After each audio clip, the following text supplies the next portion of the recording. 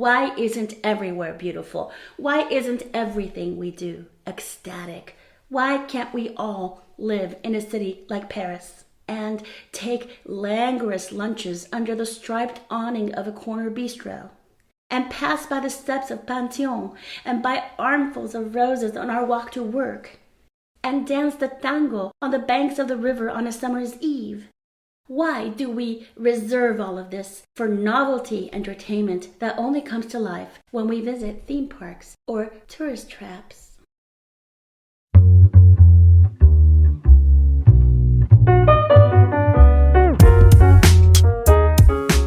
It's Kitchenette Paris, a show about food and passions and the City of Light.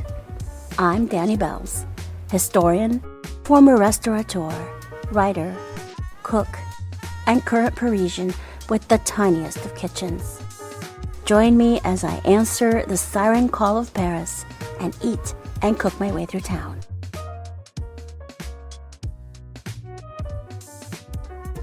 Paul Rozin, the psychologist of food, once said that the vocabulary of taste, smell, and flavor is very impoverished in every language. Try describing chocolate using only words, no gestures, moans, or interpretive dances. Sweet? Bitter? Complex? That's it? Probably the same words you would use to describe your relationship with your mom, or that new experimental ballet that you just watched at the Marquee in the park the other day. What if you were the only person in the universe that had ever tasted chocolate? After being blown away by the sensation, you would naturally want to share the experience with others. You'd go mad in the desperation of wanting everyone to understand. You would gesticulate, moan, and probably find yourself in a state of complete disarray as you desperately try to convince those around you that something as mind-bending as chocolate actually exists. You'll never rest easy again until someone, anyone, confirms that you are not deluded and that the world really has gifted the cataclysmically delightful cocoa bean for all to love and enjoy. Rozin explains that we compensate for this deficiency by using words that allude to other flavors. A wine might have an undertone of blackberry. A mango might have the flavor profile of warm summer rain. A coffee might be earthy and carry the aroma of roast almonds. A linguistic object can be understood by our previous experience of it and by its commonly recognizable name. We call a melon, and don't even have to have it in sight to understand it and remember its scent and glorious juices. But try giving the word watermelon linguistic meaning if you shared a slice with your lover that hot afternoon under the willow tree. If your dog licks the juices dripping down your forearms in a silly frenzy.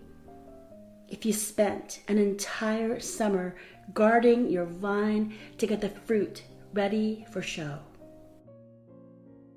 Words just won't be enough. And neither will the few modifiers you will invoke to really get your point across. Juicy, sweet, pulpy, floral, gigantic? Better turn to the poets for this one. In his poem, Ode to the Watermelon, Pablo Neruda once wrote, "Moon on earth, you are pure. Rubies fall apart in your abundance, and we want to bite into you, to bury our face in you and our hair and the soul. Among our longings and our teeth, you change simply into cool light that slips in turn into spring water that touched us once. singing.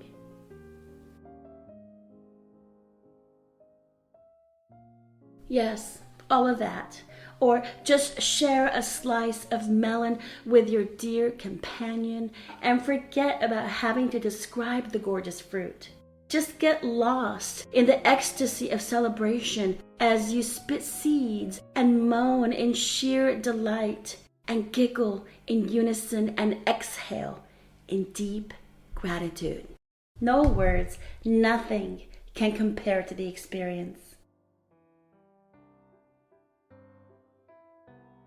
For those who come to Paris to really absorb it and delight in its splendor, this affliction is quite common.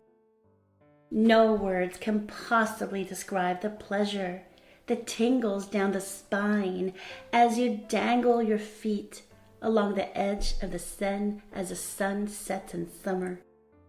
No photograph or Instagram reel will capture the moment.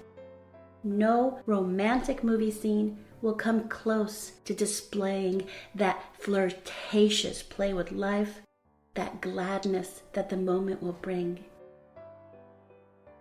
Perhaps the poets can help us here once again. In 1909, American author Willa Cather came to Paris and wrote, "Behind the arch of glory sets the day. The river lies in curves of silver light. The fields Elysian glitter in a spray of golden dust. The gilded dome is bright. The towers of Notre Dame cut clean and gray the evening sky.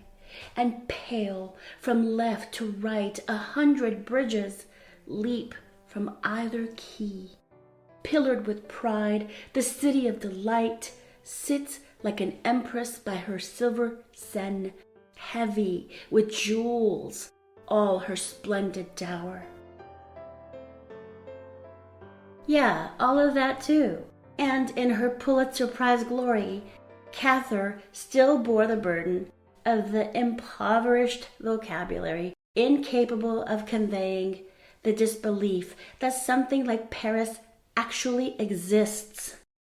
Yes, humans can make glorious beauty happen. Humans can come to an agreement and build the city of light, or the city of love, or the city by the bay, or Rio de Janeiro, or Sydney Harbor, or you fill in the blank.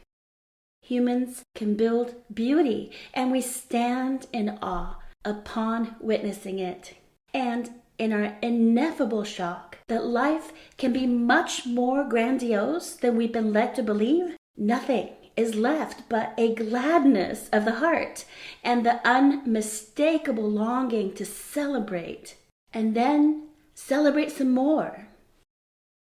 How thrilling that humans can conspire to make the grandiose a reality, where boundaries dissolve and experiments of the body and the soul push forward the evolutionary imperative without limits or rules or social norms or conditioning or expectations, traditions, laws, or obnoxious expert advice, where the new is conceived out of the abyss, where our divine nature is exquisitely exposed, and we override the mundane senselessness of the everyday with leisure and pleasure and art and sacred connection, where celebration triumphs over slop and squalor and scrolling and meaninglessness and loneliness.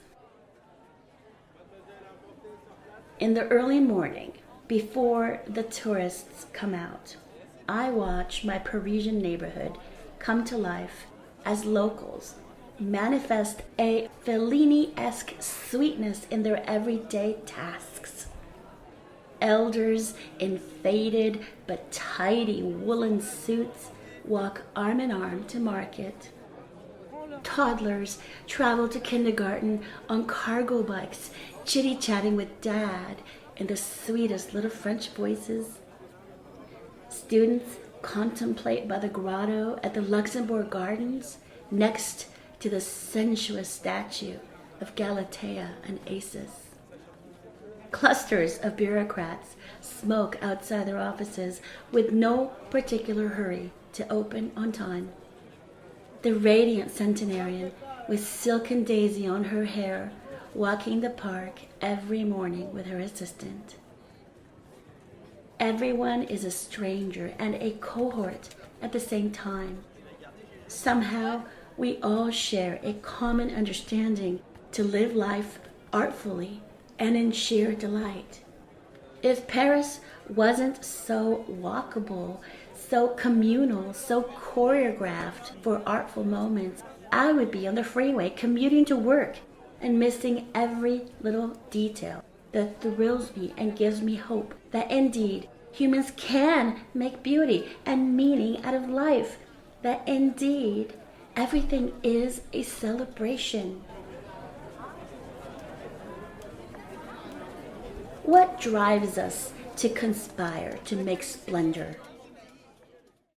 In the beginning was the Word, insisted John the Apostle in the Bible.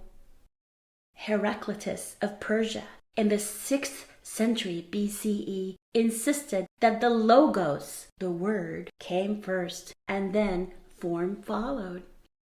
But if Paul Rozin, the food psychologist, is actually correct about our impoverished vocabulary to describe the scallop or the strawberry or the lemon, then it well may be that the apostle and the philosopher had it all wrong. The proper language may well not exist to explain or impel the outpouring of art, expression, embodiment, and form. First, there is splendor and form, then are feeble attempts, even by the poets, to scrounge up the words that will keep us from going mad at everything that we experience. The urge to make splendor pops up everywhere in the historical timeline, and thank goodness for the words that followed, no matter how impoverished, that left us with a written record and a legacy to aspire to when we fall deep into the hole of contemporary slop. For instance, 2,500 years ago, the Taoists pursued divine bodily pleasures in Eastern Asia. 2,000 years ago, the Hermeticists insisted that they could make their own reality and experimented with the idea that they themselves were God through ritual and magic. The counterculture of the 1960s in California and most of the Western world really lived in self-exploration, sustainability, free love, and explosive creativity. People knowingly or unknowingly agreed to live in the physical expression of elevated senses and the art of being alive. That urge lives within us all. Consider those moments in your life when you lived in this body of art for which you had no words. Those moments of deep, ecstatic union with your true love. That electricity when everyone swayed hips and arms in euphoric rhythm to the hypnotic beat on the dance floor. That moment when your baby came out and everyone in the room sat in quiet awe and common understanding of the force of life.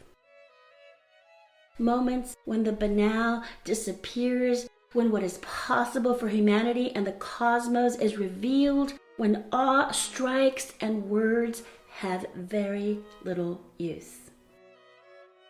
Is ecstatic lovemaking actually a thing?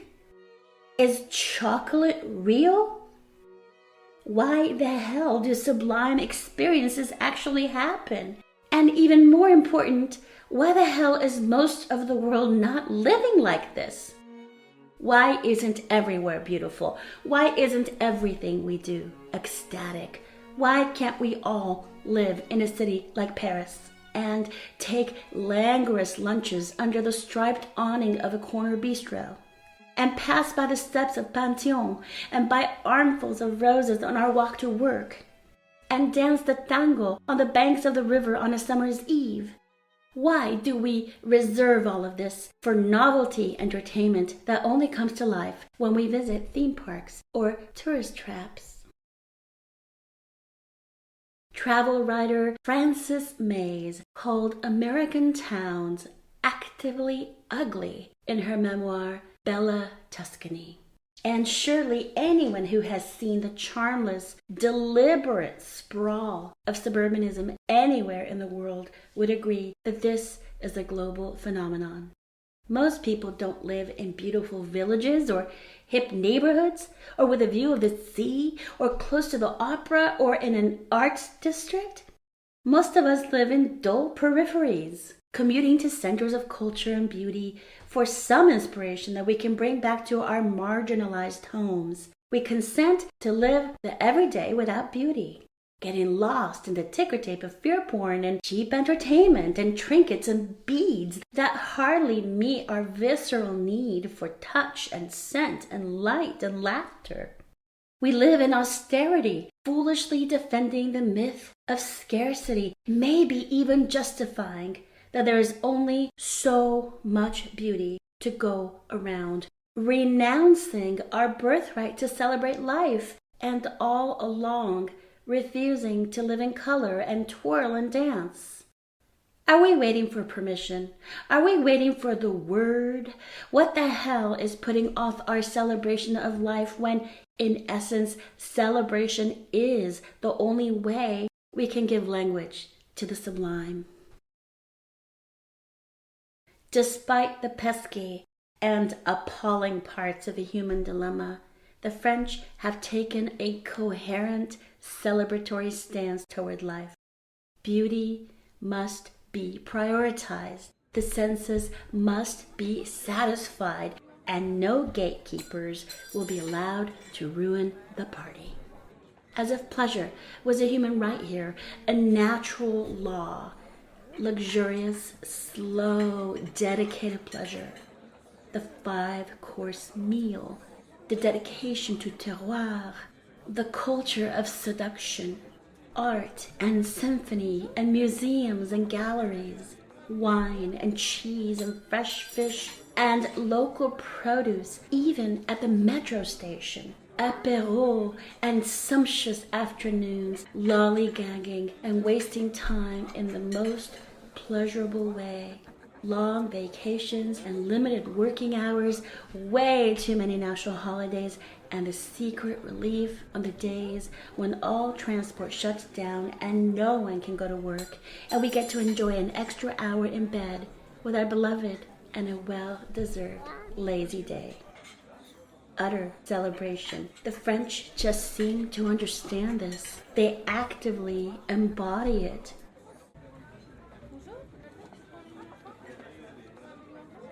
Several years ago, the psychologist Paul Rozin asked French and American folks what phrases came to mind when they saw the words chocolate cake. Americans overwhelmingly responded, guilt trip. The French overwhelmingly said, celebration. No doubt, the celebration that keeps us coming back to France in the flesh and in myths no matter where we live, seeking that jubilance that we all ache for in our day-to-day. Deep down inside, we all want to eat chocolate cake like the French.